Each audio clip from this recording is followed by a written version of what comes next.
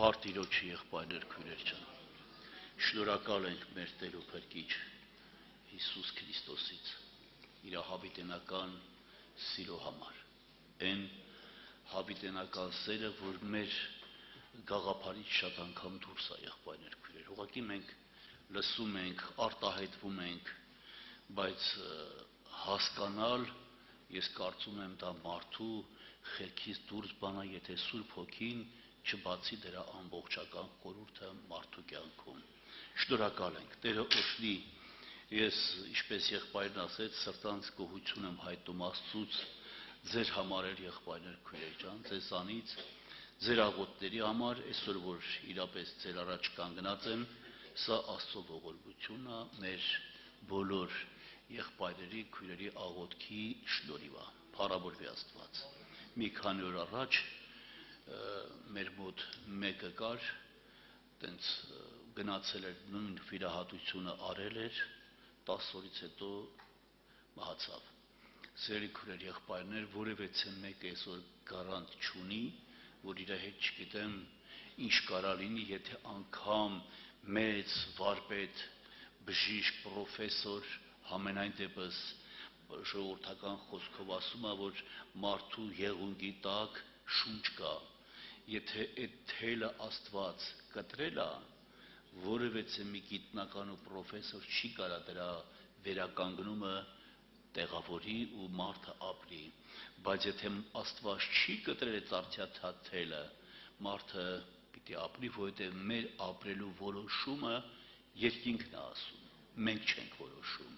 Մենք մարդիկս ուղղակի գիտենք, այս վերջերս մի հատ աղջիկ,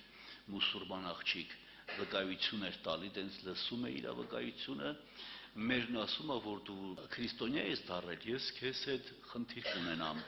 ասում է ոնց գիտես բայլիկ ջան, դե ասում է ուրեմն դու ինձ հետ խնդիր կունենաս, ասում է էդ էլ դու նայի, ի վերջո ասում է գիտես ինչ, բեր ես մահանամ, իմ մահից հետո նոր դու քրիստոնյա կդառնաս, աղջիկն ասում է մեր, ով գիտի գարանտիա ունի, թե որս շուտ կմահանանք, ես ինչքանով վստահ լինեմ, որ քո ասածի պես կարա լինի։ Տերը օգնի, մենք այսօր բոլորս էլ օչերեդում կայնած ենք, բայց չգիտենք որս որից հետո ենք։ Սա Աստծուն տրված, Աստծուն վերաբերվող խորհուրդներ են, որ մենք շատ հաճախ չենք պատկերացնում։ Տերը օգնի քույրեր եղբայրներ ջան, ուզում եմ կարդալ Առակաց 9-րդ գլուխը, առաջի խոսքը, եւ ես սրա մասին մի փոքր ուզում եմ կիսվեմ, քույրեր եղբայրներ, բոլորս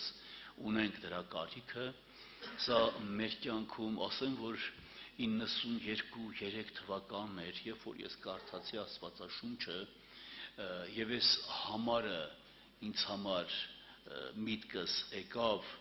այդ համարը ես շատ մտածեցի, եւ ինչքան անգամներ կարդացել եմ Սուրբ Գիրքը, որևէ մի տեղ այդ համարի պատասխանը չեմ գտել։ Ինչի չեմ գտել, ոչ թե չկար, չեմ գտել, այլ Տերը չէր բացել, դրա ժամանակը չէր, որ ես հասկանայի, այդ համարը սա է, իմաստունը իր տունը շինեց եւ իր 7 սյուները կանգնեցրեց, իմաստունը իր տունը շինեց եւ իր 7 սյուները կանգնեցրեց, ես մտածում եմ այդ 7 սյուները որտեղ են, որն է այդ 7 սյուները, կա այդ 7 սյունը, բայց չգիտեմ որն է, թե երբ որ հիշում եմ առաջի անգամ հասկացա, որ Սուրբ Գիրքն ասում է եկեղեցին երկնքի ու երկրի սյունն է, սա ինձ բավականին մեծ բան տվեց, որ սյան արժեքը շատ թանկ է, որ ես ու դու հասկանանք։ Նաև եկեղեցու համար խոսում է եղբայրների համար, որ նրանք եկեղեցում սյուներ են, այսինքն այս մարդկային տեսանկյունից, մարմնավոր հասկացողությունից սա պատկերացնում եմ, հասկանում եմ, որ եղբայրներ են այդ ծանրությունը քաշողը, տանող այդ սյուները, բա այս սյուները որոնք են եղբայրներ քույրեր, այս ինչ սյուն է, եւ երբ որ այսօր նստած էի, հովիկ եղբոր հետ խոսում էի մի հարցի շուրջը, ասեց, որ այս շենքը սարքված է սյուների վրա, այսինքն պատերը այդքան էական նշանակություն չունեն,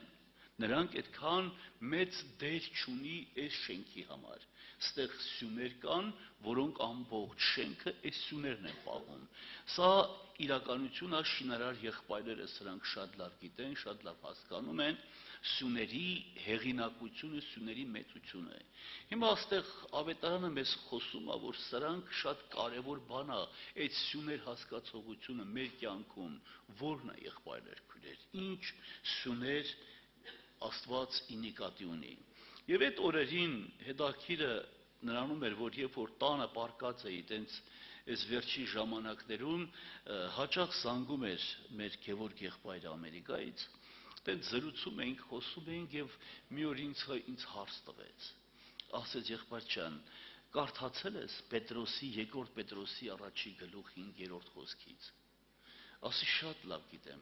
Գևորգ եղբայր, այդ տեղ իմ համար շատ թանկ տեղ է, շատ կարևոր տեղ է, եւ ես դրա մասին շատ եմ մտածել։ Հիմա շատ մտածել եմ, բայց չեմ հասկացել, որ այդ 7 սյուները տեղա թաքնված։ Շատ լավ անգիր գիտեմ այդ տեղերը, բայց դրա արժեքը, որ իրապես դա է, ես սա չէի պատկերացնում, ու ասեց ես իմ մեջ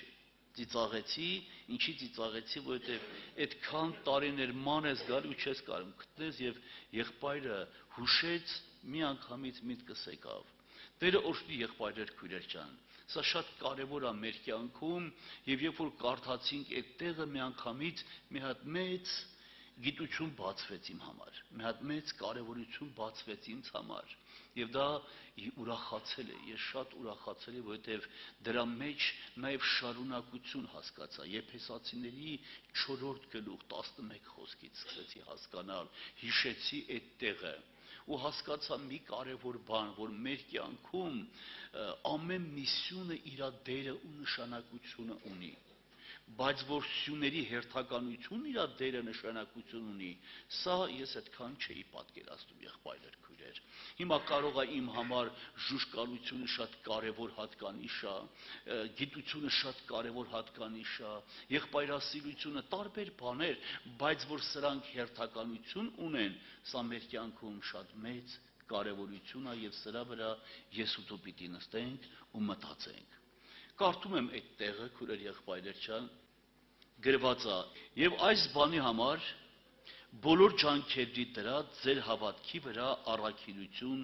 ավելացրեք։ Առաքինության վրա գիտություն ավելացրեք։ Գիտության վրա ժուժկալություն, ժուժկալության վրա համբերություն, համբերության վրա աստվածպաշտություն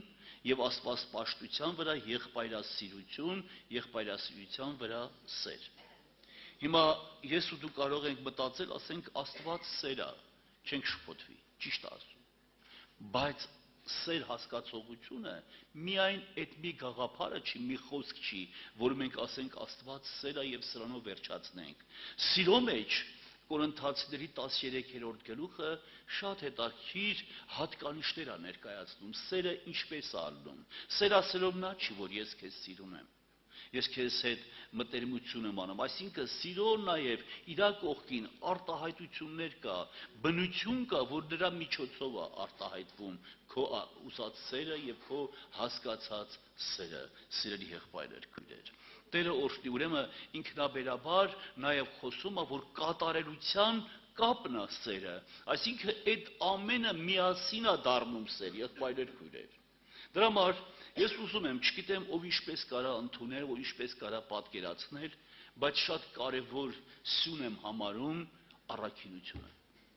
Առաքինությունը մեր կյանքում շատ մեծ զորություն ունի, շատ մեծ կարողություն ունի։ Ուրեմն, երբ որ Պետերբուրգում էի, մի օր պաշտամունքի ժամանակ, սերտողության ժամանակ այս թեմաներից ենք սերտում եւ ես ման էի գալիս այդ բառը, առաքինի բառը, որ գտնեմ ռուսերեն աստվածաշնչի մեջ ու չգտա։ Ռուսերեն աստվածաշնչում առաքինի հասկացողություն չկա գրված։ Այնտեղ գրված է դաբրադետել, բարեգործ։ Իսկ բարեգործը առաքինի չի։ Առաքինի բառն ու բարեգործ բառը դրանք խիստ տարբեր բառեր են։ Մենք մի մարդու չենք կարա ասենք, եթե ինքը մի փոքր համեստ է,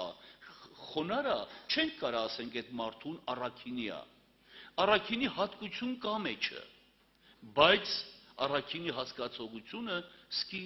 նման չի։ Հələ այդ անձնավորության ոտքը մի փոքր տրորի, մազոլին կպի, իր առաքինությունը կվերանա եւ ամեն ինչ սաղ կխառնվի։ Նշանակում է առաքինի հասկացողությունը ուղղակի ժամանակի պատճառով եղբայրներ քույրեր չեմ ուզում շատ մանրանամ, բայց առաքինության հետևանքով մենք կարող ենք շատ բաների հասնենք։ Օրինակ, եթե իմ կյանքում առաքինությունից առաջ հավատքի վրա գիտություն դրվեր, եղբայրներ քույրեր, գիտությունը ավետարանն ասում է սպանում է մարդուն։ Գիտությունը կսպանի մարդուն, գիտությունը բավականին լուրջ վնասներ կարա տա, շատ խնդիրներ կարա առաջացնի մեր կյանքում։ Այսինքն առաքինությունը դա մի զորություն ունի, որ գիտությանը խոնարեցնում է, գիտությանն ասում է տեղդ խելոք մնա, մի շարունակի, մի ավելորդ քայլեր անի։ Քո գիտությունը մի օգտագործի, առաքինությունը շատ ներողություն խոսքիս համար մեր կյանքում տորմուզ է։ Շատ հարցերի համար լուրջ տորմուզներ է ինքը։ Առաքինությունը շատ հարցերում մեզ կանգնացնում է, մեզ սպասել է տալիս, մեզ համբերել է տալիս։ Այսինքն ամեն քայլում առաքինությունը, հավատքի վրա եղած առաքինությունը մեզ սովորացնում է ճիշտ իր վիճակին լինել, ինչպես ավետարանն է ուզում։ Քույրեր եղբայրներ, մենք կարդում ենք առաքինի կնոջ մասին, բայց ուզում եմ ասել նաև այս դեպքում առաքինին դեռ միայն չի նշանակում, որ քույրիկին է վերաբերվում, կնոջն է վերաբերվում, ցանկացած մարդ կարող է լինել առաքինի։ Եվ այդ առաքինությունից հետո, բոլոր հատկանիշներից հետո, տեսեք Սուրբ Գիրքը մեզ ուր է բաղում։ Քանի որ այս բաները ձեր վրա կան ու կգտնվեն ու կաճեն, պարապ եւ անպատուղ չեն անե ձեզ մեր Տեր Հիսուս Քրիստոսի ճանաչելու մեջ։ Բայց որոնքով, որ այս բաները չկան, նա կույր է ու կարճատես, որ մոռացել է իր առաջվա մեղքերեն մաքրվելը։ Աստծո համար եղբայրներ, ավելի ջանք կրեք, որ ձեր կոչումը եւ ընտրությունը հաստատեք, վասնզի այս անելով բնավ պիտի չընկնեք։ Ուրեմն այստեղ Սուրբ Գիրքը մեզ ներկայացնում է, որ իրական լուրջ քրիստոնյա հավատացյալ հոգևոր մարդ դառնալու համար այս հատկությունները շատ կարևոր են մեր կյանքում։ Այս բնությունը շատ կարևոր է մեր կյանքում մեզ հասցնելու այդ կարգավիճակին։ Դրա հետ զուգահեռ քույրեր եղբայրներ ջան, ուզում եմ կարդալ Եփեսացիների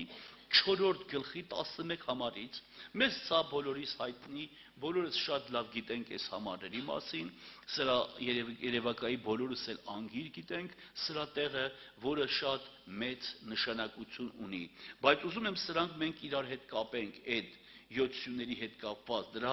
արդյունքի հետ կապված, տեսնանք, որ նպատակը որն է։ Եվ ինքը մեկ քանիներին տվեց առաքյալներ լինելու, մեկ քանին մարգարեներ, մեկ քանին ավետարանիչներ, մեկ քանին հովիվներ ու վարդապետներ, սուրբերի կատարելության համար, պաշտոնի գործին համար, Քրիստոսի մարմնի շինության համար, միջև ամեքսել հասնենք, հավատքի, Աստծո որդիների ճանաչելու միաբանությանը, կատարյալ մարդ լալու Քրիստոսի հասակ չափը ունենալու, կատարյալ մարդ։ Եղբայրներ քույրեր, ուրեմն կատարյալ մարդ լինելը մեր կյանքում շատ կարևոր է։ Ճիշտ է։ Խոսում ենք, ով որ Տիրոջ անունը կանչի պիտի փրկվի, համամիտ եմ։ Այդ մարդը իր կյանքում վերջի ժամին Տիրոջ անունը կանչեց, փրկվեց, ես դեմ չեմ սրանում, բայց ուզում եմ նաև մի հատ մեր մտքերի մեջ մի կարևոր միտք արտահայտենք, իմանանք, հավատացյալը մեկ մարդ է, հոգևորը մեկ մարդ է, դրանք տարբեր մարդիկ են։ Ստեղ բոլորս նստած հավատացյալներ ենք, բայց հոգևոր հասկացողությունը դա շատ լուրջ հարց է, որի ես որևէ մեկի վրա չեմ կարա ասեմ, սա հոգևոր է, նա հոգևոր չի, նա հավատացյալ է։ Մենք փողոցում շրջապատում, եթե հանկարծ ձեր հետ պատահած կլինի, մեկին արտահայտում ենք, ասում ենք անհավատներ, այս մարդիկ վիրավորվում են, նեղանում են, ասում են, ինչի քեզպես հավատացյալ եմ ես։ Ես էլ հավատացյալ եմ, կարող է իր խաչը հանել, եղբոր ասացի իր մոմի մասին,